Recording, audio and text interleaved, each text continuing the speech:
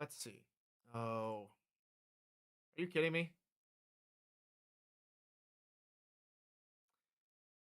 Well, folks, I think we just all missed that. I think I know what happened. Let's try this again. Am I live? Am I live, everybody? Can anybody hear me now? Let's get a quick take, real quick. Nate Hall says if you're live, we can't hear you or see you. Okay. Well, the show must go on. Rookie mistake. Yeah, bro, YouTuber over here, live now. Uh, all right. So, oh, that sucks. Hopefully, it recorded and it's all back on YouTube later. But we'll have to see because I didn't have this problem yesterday. So let's go ahead and recap everything. We missed the start of the show. My apologies.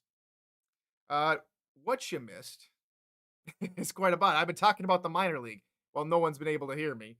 So welcome to NETMA, everybody. Thanks for joining us. Uh, we got a lot to get to tonight. And it all starts with the minor league. Everybody knows who I am. I'm Tyler Falk. Hi, everybody. Good to see you, wherever you may be watching us or listening from us. But I think the minor league has an identity crisis. I think that there's a little bit of disparity in some teams. All right. Let's go ahead and re-attack what the league posted on November 23rd about two-way contracts and why I think it's a bit of a problem. Uh, right back from SFL headquarters, this article was released back on November 23rd. It goes, quote, as pro rosters grow, playing time for players can become more limited, said Commissioner Cameron Irvine. A two-way contract allows a player to continue playing in the SFLm for playing purposes only. Teams designate two-way contracts upon signing. Players progress during this SFL season, not in the SFLm. As voted on by the league's 24 teams, only drafted rookies should be eligible for a two-way contract until they receive a top 20 roster spot, regardless of expected playing time. Rookies on a two-way contract will also be able to hold on to all value earned in the SFLm prior to being drafted until they receive a top 20 roster spot. Okay, so what that means is a couple of things. I reached out to Commissioner Cameron Irvine for uh, a couple of questions, and in a couple of questions, I asked him one, uh, depending on the player's rating. So, for instance, if a two-way contract player who cannot progress during the SFLM season is overtaken by a brand new SFLM rookie, then the playing time, the starting spot goes to the new minor leaguer, not the two-way contract player. So priority is not given to those two-way contract players. If they're overtaken in value, then they're overtaken in value, and uh, they don't get the starting spot. So let's say Randy Squarebush, for instance, gets into the minor league, and well, let's be honest, he already is in the minor league. But let's just say Randy Squarebush arrives in the minor league, and then another player, another rookie, SFLM player, gets enough rating and surpasses Randy Squarebush. That player gets to start over Squarebush. Now, where that comes into question is Randy Squarebush is a top tier player already. He's a fantastic player. We saw how many fantastic plays he made in the minor league this past season. But now he's back because he's going to be on a two-way contract because he falls under the category of being a backup slash non top 20 roster spot. So, what that all means is you're going to have players playing a pro, almost all-star Hall of Fame level against players that are just starting out in the league. We get all players all the time that join up in week 5. You expect them to make a regular tackle on Randy Squarebush by themselves. You expect them to make make that make that play on a player who's going up against Johnny Bravo and company like that. That for me, I think is a little bit of the issue that I wanted to address today. Is how do we how do we address that?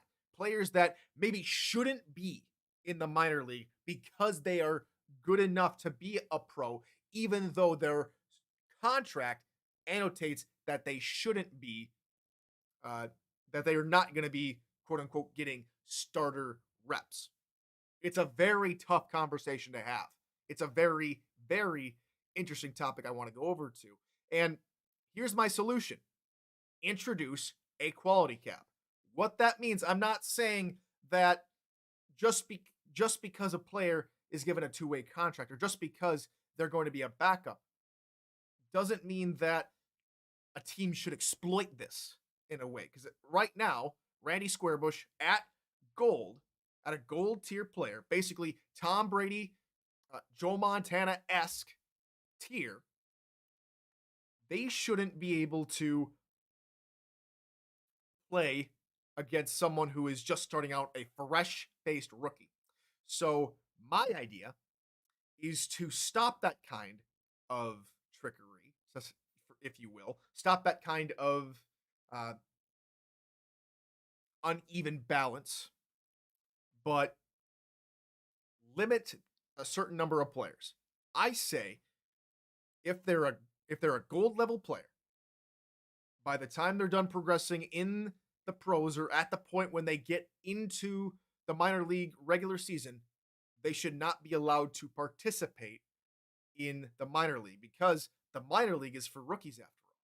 It's for people who are being drafted. Those players should be making the plays. I know Reggie Streeter had his time in the minor league.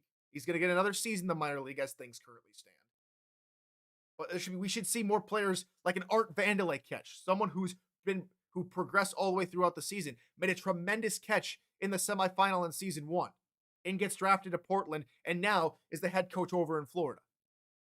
We should see a rookie make a tremendous play, not a professional.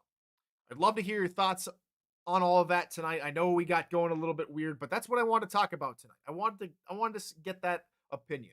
So if you guys have questions, I've got a few different answers that I can share in the NETMA Discord server, link to which at the bottom of the screen. We can also talk about that on here for a few minutes if we so choose.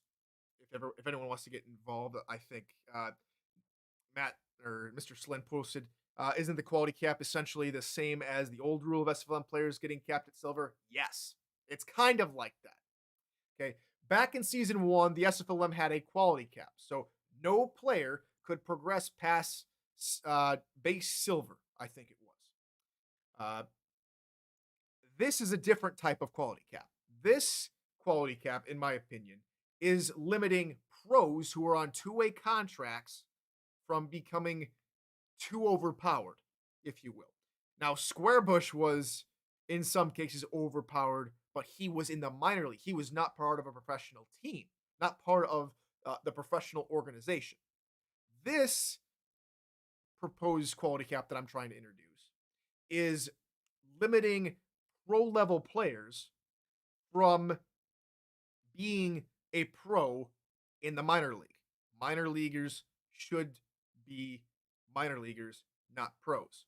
And so they should be at the same level or thereabout. I'd love to get more of your thoughts on that. Link to the Discord is down below. Link to the official Simulation Football League website is also down there, along with their YouTube. Go ahead and check them out. We have got games coming up this weekend. We got another show coming up tomorrow, as well as we continue throughout the rest of this week as we continue a new era here on NETMA, going full-time show every week. And thanks for sticking with it. It's been a little bit of a rocky ride today, and tomorrow we will learn from it. We'll start on time and get to hear the intro again, and we'll go through it again. But thanks for joining us. We'll see you tomorrow. Until then, morning, good afternoon, good night.